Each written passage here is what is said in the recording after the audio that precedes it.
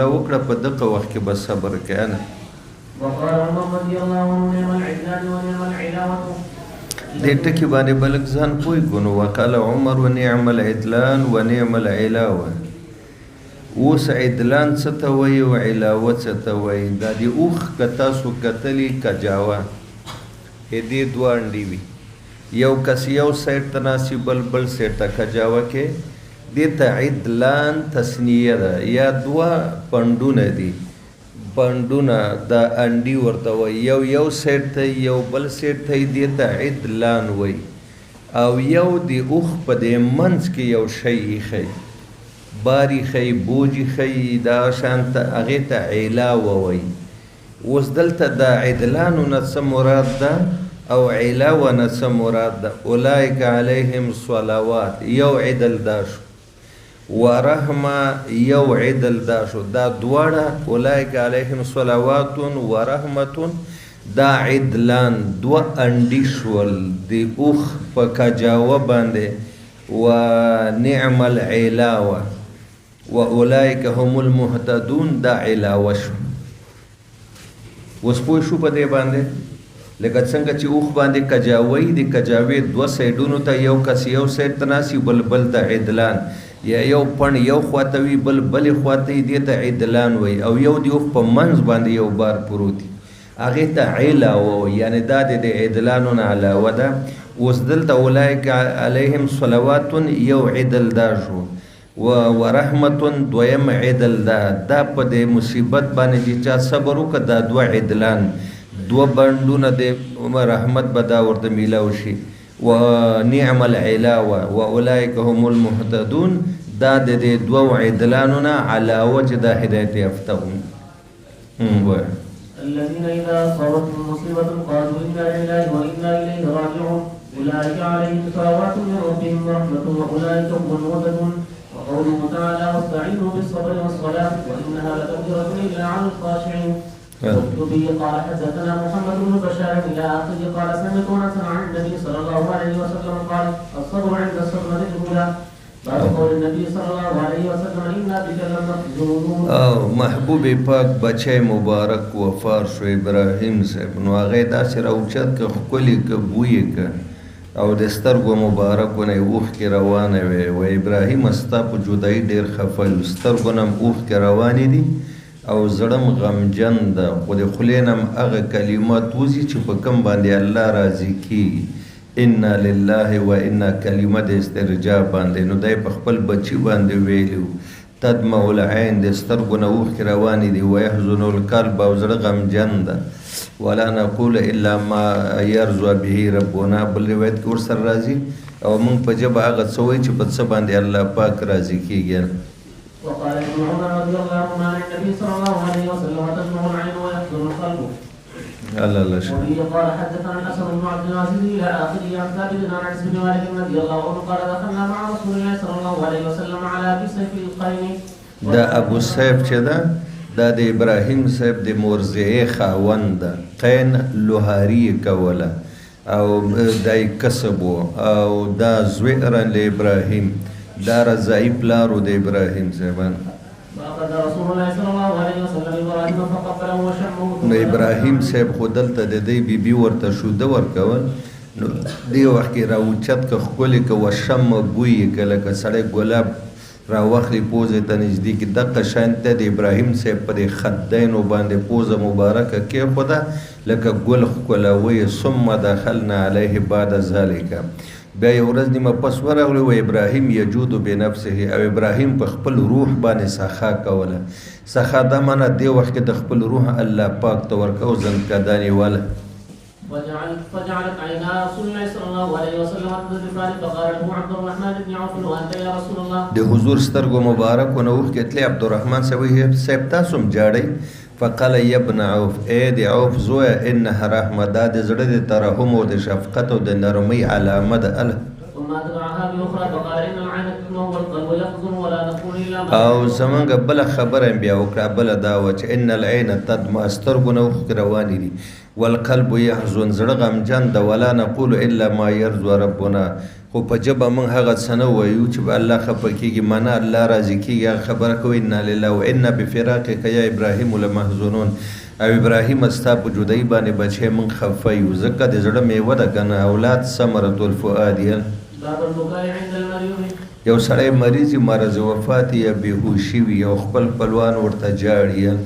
وبه قال حدثنا اصبح عن اسماعيل بن وهب الى اخي عبد الله بن عمر رضي الله عنه قال اشتكى سعد بن عباده الشكوى له فاتاه النبي صلى الله عليه وسلم يعود مع عبد الرحمن بن عوف وسعد بن ابي وقاص وعبد الله بن مسعود فلما دخل عليه فوجده في غاشيه اهله د باندې بېهوشي راغلی او خپل کور کې پروت په حالت د بېهوشۍ کې و نو چې حضور وکړه فقال قد قضي او قد قضي آیا په ده باندې د الله فیصله نافظه شوې ده معنا وفات شوې ده قالو لا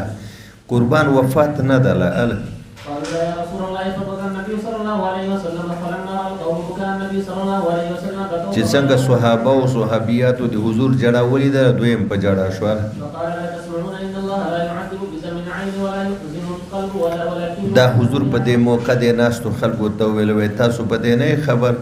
او تاسو نه دی اورېدلی چې د سترګو په اوښکو په تړم اوښکو باندې عذاب نه یو نه د زړه په غم باندې ولکن يعذب بهذا نو دا جبه مبارکه داسې ونیوه عذاب په دې میلاویږي واشاره الی لسانه معنا چې سړی شکوه من الله کوي یا ویر کوي یا ماتم کوي یا چغې وایي او یرحمو یا په دې جبه په سړي باندې رحم کوي چې ویر نه کوي ستاینې نه کوي شکوه من الله نه کوي وان الميت يعذب ببكاء يهدي عليه وكان عمر يضرب فيه بالعصا ويرمي بالحجاره ويحتف عمر فاروق بچې چا چغې وهلې ویر به کو نو هغې په امسا باندې وهل پکانی ویجو بالتراب او ويحسي بالتراب او د هغې په خوله باندې او په مخ به یې خاوره ورشیندله چې خوله دې د خاورو نه ډکه شه ویر مه کوه سورې مه وهه چغې مه وهه من راغلی ده د شارع له طرفه نوحه ویر به نه کوئ ستاینې به نه کوئ او په اوچت اواز جړه والزجر عن ذلک او دا ده چې هر څوک مشر وي که عالم وي که د کور سربراه وي هغه به د دې نه دا کور اهل ښځې وغیره منې کوي چې هغې ویر کو دی به یې منې کوي هغې په سورو چغو باندې جړل منې کوي به یې هغې ګریوانونه شو کول منې کوي به یې وبه قال حدثنا محمد بن عبد الله الاخر قال اخبرني عمرو قال سمعت عائشه تقول لما جاء قتل زيد بن حارثه وجعفر وعبد الله بن رواحه جلس النبي صلى الله عليه وسلم يمر فيه الاذن وانا اطلع من شق الباب فاتاه رجل فقال د دې دورشل د سوري نه مې کتل چې حضور ډېر غمجن جومات کې ناست نو جومات کې د تعزیت دپاره چې بل ځای نه یې ناسته روا ده درې عظیم کمانډران وفات شوي و رسول الله ډېر غمجن ناست ول ګوره پرون تېر شو سړي ورته ویل چې د جعفر صاحب کور کې ښځې جاړي وی ورشه منې که هغه ورغی بیا راغی وی صاحب منې مې کوي خو نه منې کېږي ګوره ده به دا کول چې هغې ته دا نه دي ویلي چې زه حضور پاک رالیږلم د خپل طرف نه ورته ویلي وذکر انه لم یطیعنا وی چې هغه زنانه خو زما خبره ونه منله بیا ورته حضور ورشه منی که هغه ورغی فقال والله لقد غلبني صاحب په ما غالبه شولې او غلبنا صیغه د جمع یې راوړه شک دې راویده چې محمد بن حوشب چې غلبني که غلبنا ویل چې په من غالبه شوې موږ یې منې کوو خو هغه نه منې کېږي فزعمت ان النبي قال عائشه صدیقه وی زما ګمان ده چې په درېیم ځل ورته حضور ویلې فحصو فی افواههن من التراب ورشه په خولو کې ورته خاورې واچوه نو کلام په حقیقت نشي حمل کولی دی به څنګه د پردیو زنانه په خوله کې خاورې اچوي معنا دا ده که دې وس کېږي په زوره یې منې کولی شي بیا یې په زوره منع که که نه نو مور بیبي وایي چې ما خو درشل سوري نه ورته کتل فقلت ارغم الله انفک خدای دې ورک که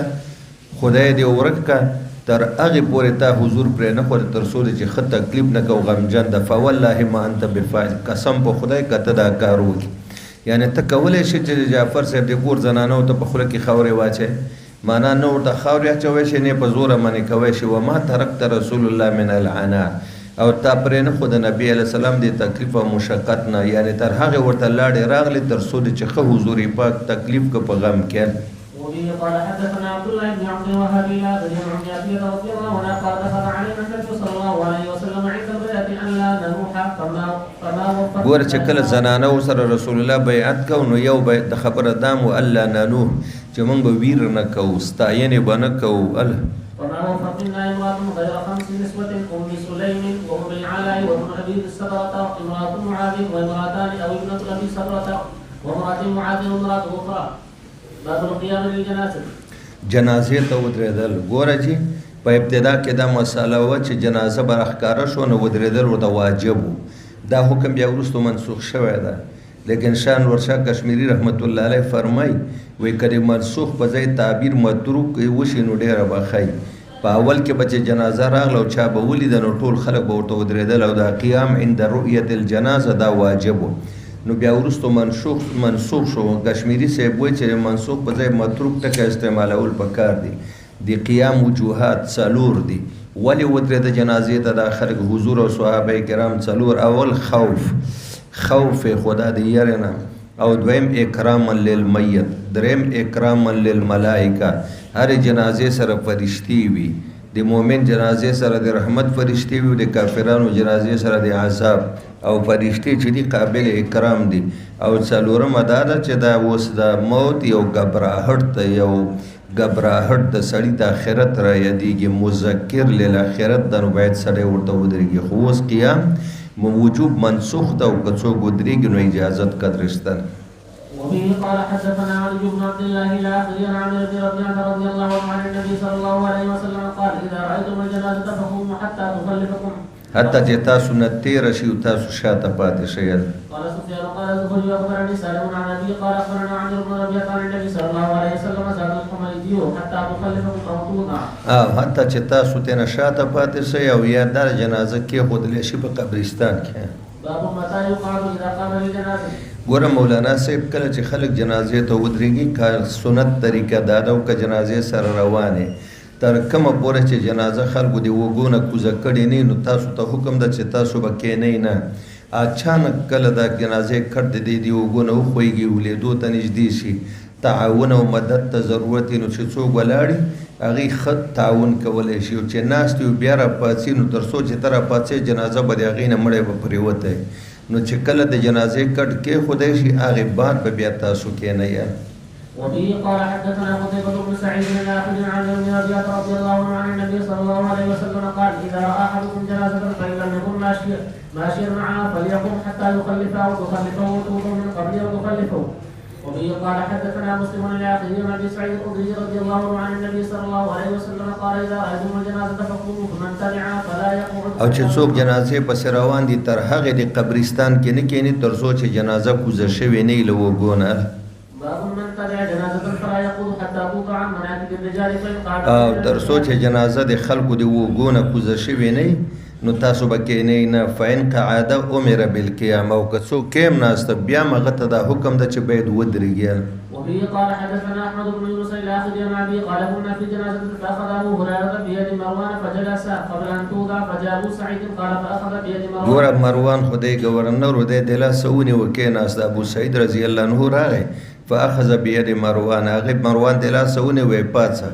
فوالله لقد علم هذا. قسم په خدای ابو هریره ته ښه پته ده. ته خو ده کېنولې خو ابو هریره ته ښه پته ده چې ان نبي نهانا عن ذلک رسول الله د دې نه منع کړې ده. وی ګوره ابو هریره ته کېنولې که نه او مروان ابو هریره ته پته ده چې نبي پاک د دې ناستې نه منع کړې تر څو چې جنازه کوزه شوې نه وي د خلکو د اوږو نه. نو چې ابو سعید دا خبر وکړ حضرت ابو هریره باندې تعریض وکړ. فقال ابو هریره صدق. ابو سعید رښتیا وایي. یعنی زه سا وشوم چې ما ورته مخکې کېناستو. ابو سعید رښتیا وایي د جنازې نه مخکې ناسته نه حضور منع کړې ده. ګوره د یهودي جنازه تېرېده دا قبل النسخه خبره ده. هغه وخت چې قیام الی الجنازه منسوخ شوی نه و نو حضور پاک ورته ودرېده. چا ورته ویلې صاحب دا خو د یهودي جنازه ده. وی ولې الیس نفسا منفوسه. ولې یو سا والا نه ده، ذی روح نه ده. الیس الموت ذو خوف. ولې موت ګبراهټ والا نه ده.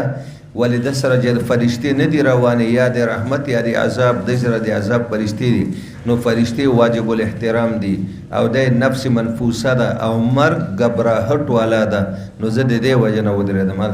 وبه قال حدثنا معاذ بن فضالة إلى آخره عن جابر بن عبد الله رضي الله عنه قال مر بنا جنازة فقام لها النبي صلى الله عليه وسلم فقلنا يا رسول الله إنها جنازة يهودية فقال إذا رأيتم الجنازة فقوموا. وبه قال حدثنا آدم إلى آخره قال سمعت عبد الرحمن بن أبي ليلى قال كان سهل بن حنيف قيس بن سعد قاعدين بالقادسية فمروا عليهما بجنازة فقيل لهما إنها من أهل الأرض. من أهل الأرض دا يهوديان دي، من أهل الأرض يهوديان وتابعين يعني أهل زمة دي من تجزية را كيدي يهود فقال إن النبي صلى الله عليه وسلم مرت به جنازة فقال فقيل له إنها جنازة يهودي فقال أليست نفسا. وی حضور تم خلقو ویل چې جی تاسو د يهودي جنازې ته ودرېدئ، وی ولې دا یو سا والا نه ده، جاندار نه ده او موت ذو فزع ده، یعنی موت په خپله بذات خود یو غبراهټ ده. دا چې سړی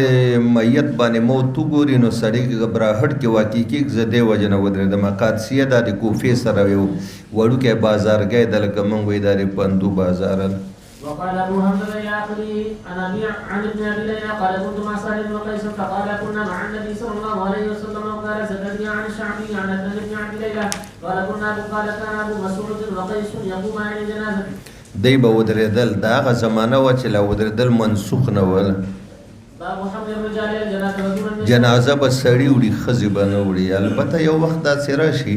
چې یو ځای کې قحط الرجال وي یا سړي دښمنۍ د وجې راوتی نه شي، یا بل داسې وشو د مسلمانانو په ملکونو کې نوم بنایل چې هلته د سړو په ځای باندې چې د څلورو خویندو یو ورور او هغه شهید شو، نو د خویندې ټولې پیغلې وې، هغې راووتې چې بس موږ پرېږدئ او دومره ظلم زمونږ سره شوی ده، څوک هم زمونږ تپوس نه کوي. نو د دې څلور کټونه، دا څلور خپې د دې کټ دا څلور پیغلو خویندې نیولې وې. نو ما وی هغه داسې ورځ وه چې د اوو اسمانو فرشتو به هم جړه دي. ځکه وایي چې سړي به جنازه وړي، ښځې به نه وړي. خو د ښځو د مایوسۍ نه وړه چې زمونږ په ټول کور کې دا یو ورور و، دویم لروم نه، او زمونږ د کور سرپرست و، موږ بې سرپرسته شو. بس پرېږدي چې موږ د خپل ورور جنازه په خپل اوږو باندې اوچتو او په خپل لاس یې قبر ته کوزه کړو. نو بس څومره چې خلکو ټولو چغې ویلې او سړو ښځو نرو ماشومانو پورې ټول خلک په جاړه و. نو ما وی چې بس د اسمان فرشتې به هم جاړي، ځکه دا منظر داسې ده چې ډېر مخوف ده. خو چې سړي شته دي نو ښځو ته ضرورت نشته چې هغه د جنازې کټ اوچته یې نه. وبه قال حدثنا عبد العزيز الى اخره عن ابي انه سمع ابا سعيد الخدري ان رسول الله صلى الله عليه وسلم قال اذا وضعت الجنازه واحتملها الرجال على ناقه. ګوره واحتملها الرجال چې سړي جنازه اوچته کړي، ګوره ښځې نه دي على ناقه په اوږو باندې. که دا میت دا جنازه کانت خو به ضمیر میت ته جنازې ته راجع کو، دا د جنازې کټ چې میت ور باندې پروت ده، که دا چېرته جنازه صالحه وي قالت دا جنازه به زبان حال چغې وهي قدموني قدموني هلی شابی هلی، ما زر زر ورسوي، زر زر مې وړاندې ورسوي، ځکه چې مرګ نه پس الله تعالی هغه نعمتونه آرام راحت چې درته تیار کړی برزخ کې هغه دی ویني. وإن كانت غیر صالحه که طالحه بدکرداره یا ظالمي کافري، نو دا جنازه به زبان حال چغې وهي یا ویلها یا مړه شئ افسوس ته لره این تذهبون بها،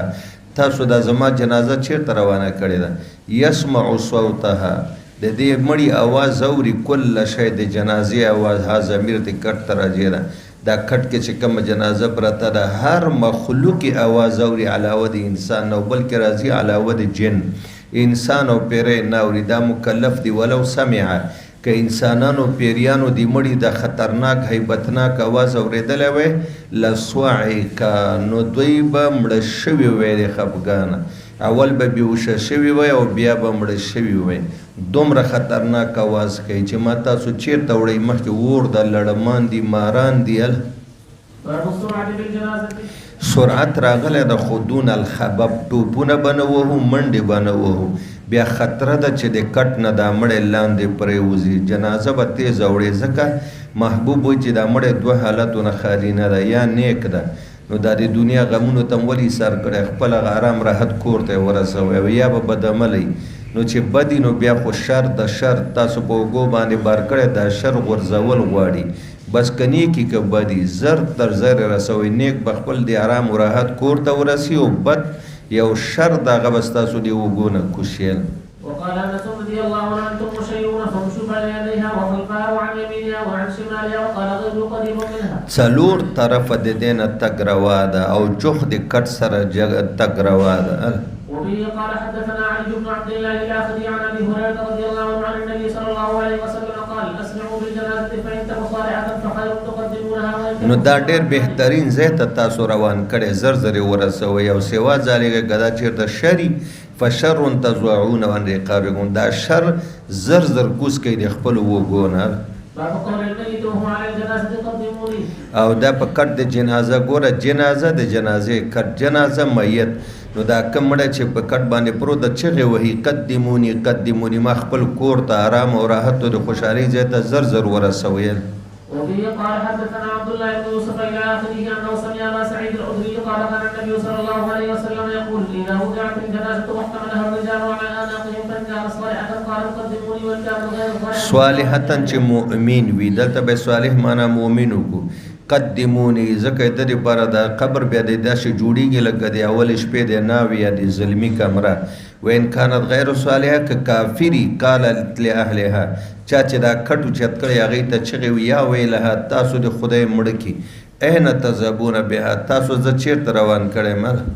أين تذهبون بها يسمع صوتها كل شيء إلا الإنسان ولو سمع الإنسان لصعق او دی به مړ شوی ویل باب من صف صفين أو ثلاثة على الجنازة ګوره تا ته دا وایي چې ته خلکو ته ګوره نو چې څومره کسان یا هغومره صفونه جوړول پکار دي خو پکار دا ده چې صفونه طاق عدد وي 1 3 5 اووه دغه شان که نه کسان مې باید 3 صفه شي دا صفونه زیاتول پکار دي. وبه قال حدثنا مسدد عن ابي عمر عن جعفر الى اخره عن جابر بن عبد الله رضي الله عنهما ان رسول الله صلى الله عليه وسلم صلى على النجاشي فكنت في الصف الثاني والثالث. ګوره مولانا صاحب جزاکم الله نجاشي باندې چې جنازه کوله وی زه په دا دویم یا دریم صف کې ولاړو معنا دا ده چې 2 3 صفه جوړول پکار دي اوس غیبانه جنازه وړاندې تیر شو اختلاف دی شوافی او حنابله وایي چې دا غیبانه جنازه روا ده دلیل همدغه د نجاشي اصحمه رضی الله عنه دا د جنوبي افریقې صدر نو او احناف مالکیان وایي چې نه ده جایز او دی چې وایي جایز نه دا جنازه غایب نه وه بلکې دا جنازه د مشاهده و علی الحاضر وه رسول الله علیه السلام هغه لیده فضا کې هلته فرشتو د هغه د جنازې کټ اوچت کړی او دویمه دا و چې دا خصوصیت د بادشاه اصحامه وه رضی الله تعالی عنه چې غایبانه په نبی پاک باندې ایمان راوړل او زمونږ دلیل دا ده که چېرته جنازه علی الغیب جایز وه د آقا مدني په حیات طیبه کې په زرګونو صحابه کرام د دنیا په مختلفو حصو کې یا تلي وو د جهادونو دپاره یا د دین رسولو دپاره هغوی وفات شوي دي لیکن نبی پاک په یو صحابي هم غیبانه جنازه نه ده کړې یا چې رسول الله مبارک انتقال او رحلت شوی ده او د مختلفو ملکونو خلک خبر شوي دي هغوی ورباندې غیبانه جنازه نه ده کړې نو دې نه دا معلومه شوه چې نبی پاک کړې ده اوس وګوره دغه د موته 3 کمانډران چې شهیدان شو په هغوی وکړه غیبانه جنازه یا هغه 80 کسه قاریان چې ریلو زکوان ولا شهیدان که په هغوی غیبانه جنازه کړې ده نو که چېرته جنازه للغایب مطلقا جایزه وه نو چې څومره صحابه غزواتو کې شهیدان شوي دي واقع مدني ورسره نه نو په کار خو دا وه چې حضور جنازه کړې وی نه ده کړې یا چې څومره ملکونو کې مسلمانان د حضور د وفات نه خبر شوی باید جنازه الغایب یې کړې وه نه ده کړې دا خصوصیت د اصحابه رضی الله عنه د بل د مشاهدې وه هغه کټ د جنازې حضور لیدو د حضور لیدل حکمن د صحابه ولیدل ول. وبه قال حدثنا مسدد الى اخره عن ابي هريره رضي الله عنه قال دعا النبي صلى الله عليه وسلم الى اصحابه النجاشي ثم تقدم فصفوا خلفه فكبر 4. وبه قال حدثنا مسلم الى اخره قال اخبرني من شهد النبي صلى الله عليه وسلم اتى على قبر منبوذ فصفهم وكبر 4. قلت من حدث قال ابن عباس. ګوره یو قبر باندې راغی وغه دا به شاته راسي چې یو جنازه شوي او سړی مړی دفن کړي هغه باندې بیا جنازه کېږي او که نه کېږي وایي موږ شاته صفونه برابر کړه او درې 4 تکبیره نبي علیه الصلاة والسلام ویل. وبه قال حدثنا ابراهيم بن موسى الى اخيه قال اخبرني عطاء انه سمع جابر بن عبد الله يقول قال النبي صلى الله عليه وسلم قد توفي اليوم رجل صالح من الحبش فهل فصلوا عليه. ګوره حبشو نه همدغه اصحابه رضی الله عنه یادوي حضور اعلان وکړ فهلوم راوځئ جنازګاه باقي الغرقد ته فصلوا علیه په هغه ورور باندې جنازه وکړئ قال فصففنا فصلى النبي ونحن صفوف وقال ابو زبير عن جابر كنت في صف الثاني جابر وایي زه کم عمر وم دویم صف کې ولاړم.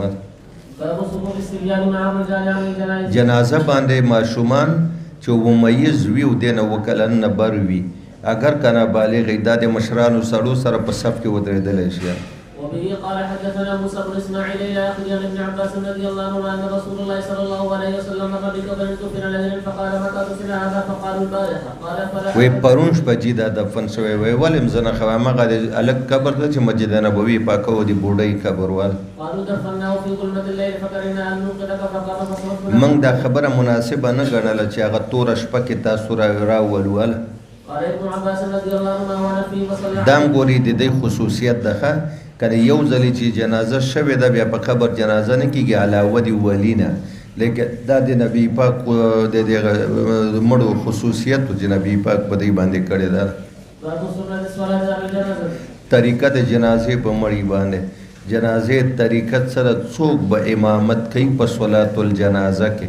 مونږ ورته وایي قیام پکې ده تکبیر پکې ده تحریمه پکې ده سلام پکې ده نو طریقه د دغه لمانځه څه ده دا د جنازې په لمانځه کې امامت د چا حق ده وقال النبي صلى الله عليه وسلم من صلى على الجنازة وقال صلوا على صاحبكم وقال صلوا على النجاشي سماها صلاة ليس فيها ركوع ولا سجود ګوره سره د دې چې رکوع پکې نشته سجده پکې نشته بیا یې ورته صلات ویلي دي ولې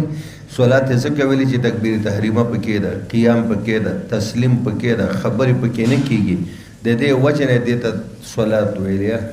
وفيها تكبير وتسليم وكان ابن عمر رضي الله عنهما لا تصلي الا ظاهرا ولا ګوره عام منځونه سړی په بېودسۍ کې نه کوي د جنازې لمونځ هم په بېودسۍ کې نه کېږي ولا يصلي عند طلوع الشمس ولا عند ګوره مولانا صاحب لکه صلوات مطلق چې ذات رکوعین او سجودین دي هغه په درې اوقاتو مکروهو کې نه کېږي عند الطلوع عند الغروب عند الاستواء نو جنازه هم په دې درې اوقاتو کې نه کېږي وقال الحسن وتركتم لا سوا حقهم ويرفع يديه اوس په جنازه کې رفع الیدین شته او که نشته نو دې ټکي ته به لږ غوندې وګورئ په جنازه کې د رفع الیدین مسله احناف صرف تکبیر اولا کې تکبیر کې رفع وایي چې اول تکبیر ته ووایي په نورو کې رفع الیدین نشته په دې دریو تکبیرونو شوافی او حنابله وایي په هر تکبیر کې رفع الیدین ده لیکن ابن عمر صاحب د روایت نه معلومیږي چې صرف په تکبیر تحریمه کې رفع الیدین شته او د تحریمې نه علاوه په ما بقیه دریو تکبیرونو کې ته هغه نشته رفع الیدین نشته وقال الحسن وتركتم لا سوا حقهم على جنائزهم من رضوه لفرائض دې څه مطلب شو جی حسن بصری وایي ما صحابه لیدلي دي او نور مسلول علما دی دا فرمایلی و احقهم على جنائزهم حقدار د امامتۍ په جنازه کې حقدار د امامتۍ په جنازه کې من هغه ده رضوه چې د مړي خوښ کړی و لفرائضهم د 15 وخته فرضي لمنځونو دپاره یعنی د مړي چې څوک خوښ کړی و 15 وخته د فرایضو دپاره هغه څوک امام الحی موږ څه وایو امام الحی د کلي امام نو د کلي امام پسې د میت چې ژوندی و 15 وخته فرض لمونځ کوو که نه کوو او دی په دې راضي و که نه و نو چې څوک یې د خپل منځونو دپاره خوښ کړی و چې هغه د امام الحی وایي نو حقدار د امامت په جنازه کې همدغه د کلي امام ده وإذا أحدث يوم العيد وعند الجنازة يطلب الماء ولا يتيمم وإذا انتهى إلى الجنازة وهم يصلون يدخل معهم بتكبيرة وقال ابن المسيب يكبر بالليل والنهار والسفر والحضر أربع وقال أنس رضي الله عنه جنازه کې څلور تکبیرونه دي او پاتې شو دا که اوبه نه وي په وخت ضرورت جنازه کې د عید په لمانځه کې تیمم جایز ده سره د اوبو نه هم جایز ده ځکه که جنازه فوت شم قضا یې نشته او که عید فوت کېږي هم قضا یې نشته او ته چې طلب د اوبو کوې نو بیا به تا نه دواړه فوت کېږي فلهذا دا ته په دې باندې کولی شي وقال انس رضي الله عنه التكبيرة الواحدة استفتاح الصلاة وقال عز وجل او بل مولوي صاحب دا تکبیرونه چې تراشي تا نه فوت شوي راجح مذهب همداره چې د هغې قضا نشته صرف یو تکبیر ووایه دا کافي ده ولا تقال عز وجل ولا تصلي على احد منهم مات ابدا وفي صفوف امام او جنازه کې به سب بندي وي له 15 وخته مانځه کې مې جنازه کې امام او 15 وخته مانځه کې مې نو لمونځ ورته څه کولی شوی ده وبه قال حدثنا سليمان بن حرب الاخذي عن الشعبي قال اخبرني من مر مع نبيكم صلى الله عليه وسلم على قبر منبوذ چې نوی جوړ شوی فأما فصرفنا خلفه وصلينا فقلنا قبر منبوذ دې ته وایي چې نوی جوړ شوی یو خاورې تازه ښکاري چې اوس یې اچولي دي فقلنا يا ابا عمرو ومن حدث قال ابن عباس باب فضل اتباع الجنائز جنازې پسې تلل افضل دی او که جنازې نه مخکې ګوره خبره د جواز څلور طرفه ده څلور طرف مخې ته شاته ښی طرف ګس طرف افضلیت شوافی حضرات وی افضل مخکې تګ ده او د احناف و مالکیانو مذهب دا ده چې افضلیت په شاته تګ کې ده ځکه خلفای راشدین هم اکثره شاته تللي دي په یو موقع باندې نبي پاک و ابوبکر مخکې روان چونکې هغه مشرانو آقا مدني نبي ده خاتم النبیین د ابوبکر مخکې ورسره روان ده د دې لپاره چې نظم نسق برابري او بل دا چې سړی شاته ځي نو الجنازة متبوعه نو مطبوع دې ته وایي چې مطبوع به مخکې رواني تابع به شاته رواني بل دا د جنازې مثال د میلمه ده میلمه مخکې رواني کوربه ورپسې شاته وقال زيد بن ثابت رضي الله عنه اذا صليت فقد قضيت الذي عليك وقال حميد بن حلال ما علمنا على الجنازه اذنا ولكن من صلى ثم رجع فله قراءه قیرات څومره دی یو ګوره قیرات ویلی کېږي تقریبا د یو درهم شپږمه حصه یا د یو دینار شپږمه حصه لیکن دلته تېنه دا مراد نه ده قیرات د احد د غره برابر ثواب وبه قال حدثنا ابو النعمان الى اخره قال سمعت نافع يقول حدثنا ابن عمر ان ابا هريره يقول من تبع جنازه فله قراءه فقال اكثر ابو هريره علينا اکثر ابو هريره علينا اکثر روایت ابو هريره مونږ ته بیانوي دومره روایات چې هغه موږ سره نشته او ابو هریره سره شته ده نو دی موږ ته بیانوي او شاته بیا اظهاري افسوس هم کوي چې افسوس ډېر روایت هغه قرارید زموږ نه ضایع شوي دي وصدق بأن عائشة أبا هريرة وقال سمعت رسول الله صلى الله عليه وسلم يقول فقال ابن عمر لقد فرطنا في القرار دا اکثر ابو هريره کې یو دام د چې یاره ابو هريره روایتونه ډېر بیانوي نو خدای خبر دا خبره به څنګه وي بیا کله چې مور بي بي عایشې چې دی کې تصدیق وکړي چې ابو هريره رښتیا وایي څوک چې جنازه کې شریک شي یو قرات او چې دفن پورې ایثار شي بیا دوه قرات دي نو یقول فقال ابن عمر لقد فرطنا في قراريط كثيره دا د صحابه کرامو حرص د په حصول ثواب باندې من خو ډیر قراریت ضایع کړي دي من نه ډیر قراریت پاتې شوي دي یعنی ډیرو جنازو ته منګه نه یو تلی قراریت زمنګ نه ضایع شوي او پاتې شوي دي فرطت ضيعت من امر الله یعنی ګوره من انتظر من خو اوس نن سبا دا قانون او معمول ګرځېدلی ده چې جنازه وشي جنازې مړي ولي هلته ودرېږي ټولو ته لاس اوچتوي او رواني نو خپل خپلوانې بیا تر قبرستانه پورې ځي حالانکه پخوا دستور زموږ دا و د ټولو مسلمانانو دا و خاص کر د پښتنو روایات او ثقافت هم دا و چې څومره خلک به جنازې ته راغلي تر دفن پورې به ایثار و دفن نه پس به بیان کېده بیان پسې به دعا کېده بیا به خلک خواره شو و یو سړی جنازې ته راشي یو قیرات او که بیا دفن پورې ایثار شي دوه قیرات او یو قیرات د احد برابر د غره ثواب ته وایي نو د دوو غرونو برابر ثواب درته میلاویږي انتظار تر دفن پورې بهتره ده قال حدثنا عبد الله بن مسلمة الى اخره عن ابي انه سال ابا هريره فقال سمعت النبي صلى الله عليه وسلم وحدثني عبد الله بن محمد الى اخره عن ابن المسيب عن ابي هريره رضي الله عنه عن النبي صلى الله عليه وسلم وحدثني احمد بن شبيب بن سعيد الى اخره وحدثني عبد الرحمن العرج ان ابا هريره قال قال رسول الله صلى الله عليه وسلم من شهد الجنازه حتى يصلي عليه فله ثواب ومن شهد حتى يفرج له قيراطان قيل وما القيراطان مثل الجبلین العظیمین دوه غټ غرونو په شان دی احد غر غټ غر ده د دوه غرونو برابر ثواب بدته الله پاک ورکوي چې کله دفن اوس که موږ نه څوک تپوس وکړي چې للمسلم علی المسلم ست یا خمس یو مسلمان په بل 15 یا شپږ حق لري نو دا حق صرف په جنازه ادا کیږي او کنه دفن پورې وې ساري دا په جنازه ادا شو دا دفن پورې چې ته حسابېږي د حصول ثواب په نیت لکه ابن عمر وایي موږ نه قرارید ځای شوي نو تصیب د حصول ثواب حرص در سره ده دا تفضل ده د خپل طرفه او حق یې صرف په جنازه باندې پوره شي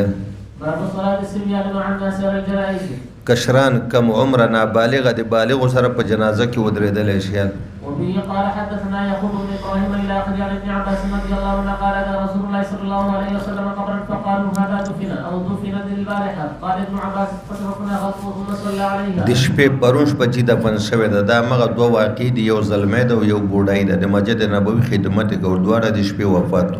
وړاندې وروسته دا نه چې په یوه شپه باندې بیا حضور جنازه کړې ده او ابن عباس کشر و کم عمره وایي زه ور پسې ولاړو مال ګوره اول خو به عیدګاه کې کوي جنازګاه پیلوي په کار داسې ده چې د مسلمانانو د 15 وخته لمانځه جومات ځان لري د جمعې ځان لري عیدګاه ځان لري جنازګاه ځان لري نو که چېرته جنازګاه نه وه یا جنازګاه وه هغه غیر محفوظه وه سر یې پټ نه و باران او طوفان کې نو ازروی ضرورت بیا په جومات کې هم کولی شي جنازه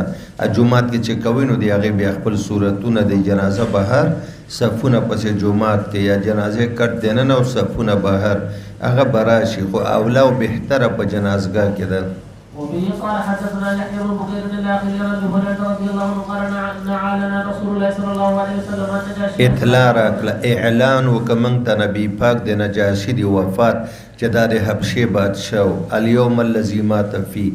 اعلان د جنازې د سحر مانځه نه پس په هغه ورځ باندې وکړه چې په کوم کې هغه وفات شوی ول. فقال استغفروا لاخيكم وی د ورور دپاره بخښنه وغواړئ او جنازې ته بیا راوځئ چې کله نور دوه نیزې راوچت شي. وعن ابن شهاب قال حدثني سعيد بن المسيب ان الله هريره قال ان النبي صلى الله عليه وسلم صف بهم بالمصلى فكبر عليهم اربعا. څلور تکبیره شاته به راسي جنازه کې تکبیرونه څلور دي د دې نه زیات که امام ووایي نو مقتدي به یې تابعداري نه کوي. وبه قال حدثنا ابراهيم بن المنذر الحزامي الى اخره عن عبد الله بن عمر رضي الله عنهما ان اليهود جاءوا الى النبي صلى الله عليه وسلم برجل منهم امراه زنيا فامر بهما فهجما قريبا من موضع الجنائز عند المسجد. ګوره هغه ځای کې چې مسجد نبوي ته نږدې و او جنازګاه و هغې ته به یې بقیع الغرقد ویلې دې ته قریب دا یهودي سړی او یهودي ښځه مړه کړه ویې ویشتل په کاڼو رجم یې ځکه دا رجم د دوی په تورات کې هم و او زموږ په قرآن کې هم و په دې کې دا جزیه زموږ او د هغې موافقه وه سره. باب ما يكره من اتخاذ المسجد على القبور. جماعتونه جوړول په قبرونو باندې د دې دوه مطلب دی. یو مطلب دا ده چې قبر منځ کې راشي او ته جومات ور باندې جوړوې دا مکروه دي. او دویمه خبره دا ده چېرته یو جومات وي د نبي د ولی د صحابي د نیکانو خلکو د هغې په خوا کې جومات جوړېږي چې څوک زیارت القبور ته راځي او بیا د لمانځه ټیم یې دلته لمونځ کوي. یوه مسله دا ده او درېیمه مسله دا ده چې یو سړی قبر ته سجده لګوي نو قبر ته سجده خو دا د تشبه د وجه نه حرامه ده مشابهت د عبدة الاصنام سره راځي او قبر منځ کې او جومات ته نه ګیر چاپېره دا هم علماو منع کړی ده بیا هم تشبه راځي. او درېیم صورت چې د نبي او د ولی او د پاک مسلمان د خوا قبر او زیارت سره خوا کې جومات جوړول د دې لپاره چې زائرین راځي او د لمانځه ټیم یې دلته با جماعت لمونځ وکړي دا اجازت په شریعت کې شته ده. ولما مات الحسن بن حسن بن علي ضربت امرأة القبة على قبره سندا ثم رفعت فسمعوا صاحبه. داسې چلو چې حسن ابن علي وفات شو نه د ده کور والا او د ده مینه بې حده سره زیاته وه دا دومره غمجنه وه حکم یې وکړ چې زما د خاوند په قبر باندې یو خیمه ودروئ. خیمه یې ودروله سحر به تلې او دا زنانه به ورسره وې تر یو کاله پورې به یې دلته تلاوتونه کول او د قبر یو سیټ ته ځای و هلته به یې منځونه کول. دومره دا غمجنه وه او د دې په فراق باندې خفه وه. نو چې کال پوره شو حکم یې وکړه چې دا خیمه نوره اوچته کوي. نو په دې کې یو فرشتي اواز وکړه صواح هاتفي اواز ته وایي چې اواز اورې او اواز کوونکی نه وینې وایي الا هل وجدوا ما فقدوا آیا کم شی چې دی ورک کړی و هغه یې مونده که یعنې د حسن ابن حسن بیبي خپل خاوند مونده که چې دی نه وفات شوی و. نو دویم جواب راغی آواز هاتفي غیبي بل یئسو نه مونده یې نه که مایوسه شول فانقلبو واپس کورو ته روان شول. ګوره دلته دا و چې دی په قبر باندې خیمه ودرولې وه او یو سیټ ته د قبر چې هغه مخ په قبله کې نه راته قبلې ته هلته یې مونځ کو نور به دلته ناستې وې تلاوتونه به یې کول دا نه چې ویرې کو ماتم یې کو ستاینې یې کولې تلاوت به یې کو او چې لمونځ به یې کو نو دا قبر د دوی مخې ته نه و چې سجده به قبر ته راتله. وبه قال حدثنا عبيد الله بن موسى الى اخر عائشه رضي الله عنها عن النبي صلى الله عليه وسلم قال في مرضه التي مات فيه لعن الله اليهود والنصارى اتخذوا قبور انبياء المساجد. الله د یهود او نصارا تباه کې دی کې بچ نبی وفات شو ولی د هغې قبر ته به سجدې کولې. قالت ولولا ذلك کدا خطر نه وای کدا خطر نه وای چې د آقا مدني قبر ته به څوک سجده وکړي لابرز قبره نو د محبوب قبر به کلاو وای هغه به داسې محفوظ نه وای هر چا به لیدلی غیر انی اخشى ان یتخذ مسجدا دې وجه نه د محبوب قبر محفوظ ده هسې نه چې خلک ورته سجدې وکړي. زنانه چې په نفاس کې وفات شي نو تاسو وویل چې نفاس کې دا په خپله باندې پاکه نه ده حکما مومن خو نجس کېږي نه خو حکمن پاکه نه ده اهل د صلات نه ده خو موت سره احکام بدلیږي نو اوس به په دې باندې جنازه کوي. وبه قال حدثنا مسدد الى اخيه عن سمره رضي الله عنه قال صليت وراء النبي صلى الله عليه وسلم على امراه ماتت في نفاسها فقام عليها وسطها. ګوره وسطه دا به شاته راشي زمونږ او ستاسو مذهب دا ده که نر وي او که ښځه وسط ته به امام ودرېږي ځکه هلته سینه ده سینه کې زړه ده زړه کې د ایمان مرکز ده او ایمان ده او هغوی وایي که نارینه وي سر ته به ودرېږي شوافي او حنابله وایي او که زنانه وه نو کناټو طرف ته به ودرېږي د هغې خپل دلیل ده او زموږ خپل ده موږ وایي نري که ښځې امام به وسط منځ ته ودرېږي. باب اين يكون من المراه والرجل. کوم ځای کې به امام ودرېږي وسط منځ ته به ودرېږي. وبه قال حدثنا ابراهيم بن ميسرة الى اخيه قال حدثنا سمرة بن جندب قال صليت وراء النبي صلى الله عليه وسلم على امرأة ماتت في نفاسها فقام عليها وسطها. باب التكبير على الجنازة اربعا. مقصد د امام بخاري دا ده چې څلورو نه زیات تکبیرات نه دي ویل پکار اگر که د بعضو بدریانو صحابه کرامو په جنازو کې حضور پاک 15 شپږ تکبیره ویل خصوصیت دی هغو صحابه کرامو ده د جمهورو مسلک دا ده چې دا د بدریانو خصوصیت و د بل چا دپاره جایز نه دی. صاحب د هدایم وایي که امام چېرته سا وشي یا قصدن 15 شپږم تکبیر وایي نو مقتدي به د هغې تابعداري ورسره نه کوي. وقال حماد صلى بنا انس فكبر ثلاثا ثم سلم فقبل او فاستقبل القبلة ثم كبر واحدة ثم سلم. ګوره کبر الرابع څلورم تکبیر پسې سلام نو دا په مذهب حنفي باندې په عبارت او صحت او صراحت باندې دلالت کوي چې تکبیرات په جنازه کې څلور دي.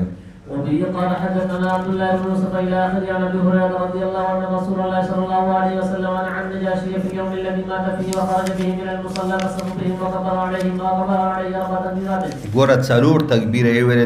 نجاشي په جنازه باندې د دې باوجود هم یو څوک وایي چې نه تکبیرونه 15 دي یا شپږ دي نو اربعان سره به تاسو کوي دا خو عبارت د صحت د صراحت د په ټولو باندې دلالت کوي چې تکبیرونه چې دي دا څلور دي. وفيه قال حدثنا محمد بن سنان اللاخي عن جابر رضي الله عنه ان النبي صلى الله عليه وسلم صلى على اصحابه النجاشي فكبر وقال يزيد بن هارون وعبد الصمد عن سليم الاصحابه. باب قراءة فاتحة الكتاب على الجنازة. اختلاف د ائمه کرامو چې فاتحه څنګه ده یو خو د غیر مقلدینو الله مذهب د دې ډلې هغه جنازې دي چې هغې جهرن هم کوي او فاتحه هم وایي. امام شافعي احمد صاحب اسحاق بن راهوی او داود ظاهري د ټولو مذهب دا ده چې فاتحه لوستل سنت دي په اول تکبیر. زمونږ د دوو امامینو کبیرانو محترمینو رایه دا ده چې دا مکروه دي او چې په کوم ځای کې د ابن عباس په روایت کې راغلي یا په نورو کې راغلي د قرائت د فاتحې دی په طور د قرائت نه ده لوستلی دی قیم مقام د ثنا سبحانک اللهم وبحمدک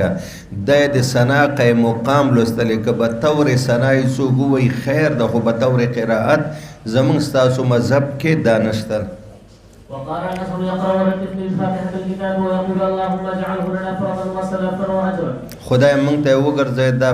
فرد وای میر کاروان چې موږ نه مخکې لاړو د مور او پلار دپاره شفیع او مقبول شفاعت وګرځي سلف او موږ دپاره خدای پاک اجر مقدم وګرځي و اجر او ذخیره د آخرت. وبه قال حدثنا محمد بن بشار العاصري عن طلحه قال صليت خلف ابن عباس رضي الله عنه وحدثنا قال وحدثنا محمد بن كثير الى اخره عن طلحه بن عبد الله بن عوف قال صليت خلف ابن عباس على جنازه فقرا بفاتحه الكتاب وقال لتعلموا انها سنه. ګوره لتعلموا انها سنه تاسو طحاوي کې وویلې چې دا سنت کله ذکر شي لکه څنګه چې دینه سنت مرفوعه مراد دي سنتونه مراد قول او عمل د صحابي مراد کېدی چې دا سنت دي یعنی زما طریقه د ما درته وکړله او بیا موږ په دې کې دا تعویل کو مالکیان هم کوي احناف هم کوي ټیک د صحابي طریقه او د صحابي طریقې ته هم سنت وي خو دا پته نشته چې دا به طور قرائت و او که دا به طور ثنا و. دوه امامین صغیرین وي دا به طور قرائت و او دوه امامین کبیرین وي چې دا به طور ثنا و او قرائت په صلات مطلقه کې ده او دا صلات مطلقه نه ده به طور قرائت ویلي مکروه دي. بس مسله د شریعت دا ده امام شافعي احمد صاحب وایي او داود ظاهري که په چا جنازه شوي همي بیا هم په قبر باندې سړی 1 2 3 10 څومره جنازې چې کوي کولی شي چې خلک راشي لیکن امام ابو حنیفه و امام مالک رحمهم الله د دې قائل نه دي. هغه وایي چې یو ځلې جنازه وشو او میت دفن شو بیا جنازه جایز نه ده. البته که د میت ولی په سفر کې و هغه راشي او جنازه کې حاضر نه و نو که هغه په قبر باندې جنازه کوي نو کولی شي، بیا یې جواز شته، خو جواز تر هغه وخته پورې ده چې میت په قبر کې خراب شوی نه وي. اوس دا میت په قبر کې خراب شوی نه، موږ ته به څه پته لګي چې دا بدن یې خراب شوی ده، پړسېدلی ده، رېجېدلی ده، باید بویه شوی ده که نه ده. نو موږ وایو چې ګوره کله ناکله اختلاف په اعتبار د شخص سره، یو سړی ډېر لهیم شهیم ده هغه زر خرابېږي په قبر کې، یو وچ کړس ته هغه زر نه خرابېږي، کله زمانه جون جولای اګست کې مړی زر خرابېږي او دغه میاشتو کې چې جمع وي بیا زر نه خرابېږي، او کله مکان مسله چې کوم ځای خاوره خوره وي یا نمناکه خاوره وي هلته مړی زر خرابېږي قبر کې، او چې وچه کړسه ځمکه یې کاړجنه هلته مړی زر نه خرابېږي. خو زه علماو تقدیر و اندازه 3 ورځو باندې لګولی ده چې تر 3 ورځو پورې غالبا مړی چې هر قسم ته مړی وي او هر قسم ته زمانه او مکان یې نه خرابېږي، نو تر 3 ورځو پورې ولی بیا په قبر جنازه کولی شي، که ولی نه غیر بل څوک یې هغې لپاره اجازت نشته. وبه قال حدثنا حجاج بن منهار الى اخره قال سمعت الشعبي قال اخبرني من مر مع النبي صلى الله عليه وسلم على قبر منبوذ فانهم صلوا خلفه قلت من حدثك هذا يا ابا عمرو قال ابن عباس. وبه قال حدثنا محمد بن الفضل الى اخره عن ابي هريره رضي الله عنه ان اسود رجل او امراه كان يكون في المسجد يقوم المسجد فمات ولم يعلم يقوم المسجد دا زنانه و یو سړی و ان اسود رجلا او امراتن، یا سړی و یو ښځه دواړه، دلته خو په شک سره چې سړی و که ښځه، یو سړی و ځوان زلمی، یو توره ښځه وه، کان یقوم المسجد مسجد نبوي و جارو کوه، هغه مړ شو حضور ته پته نه وله. فمات ولم يعلم النبي صلى الله عليه وسلم بموته فذكره ذات يوم فقال من فعل ذلك الانسان؟ قالوا ماذا يا رسول الله؟ قال فلا اذنتموني فقالوا انه كان كذا وكذا قصته قال فحقروا شانه قال فدلوني على قبره. ما ته قبر وخی نو قبر ورته وښوده، بیا نبی علیه السلام په هغې باندې جنازه وکړه، چونکې نبی دا وایي ان صلاتي سک زما د لمونځ چې جنازه ور باندې وکړم نو دوی ته په قبر کې هغه راځي، آرام راځي، راحت راځي، سکون راځي، نو د دې وجه نه بل چا لپاره د دې اجازت نشته. بس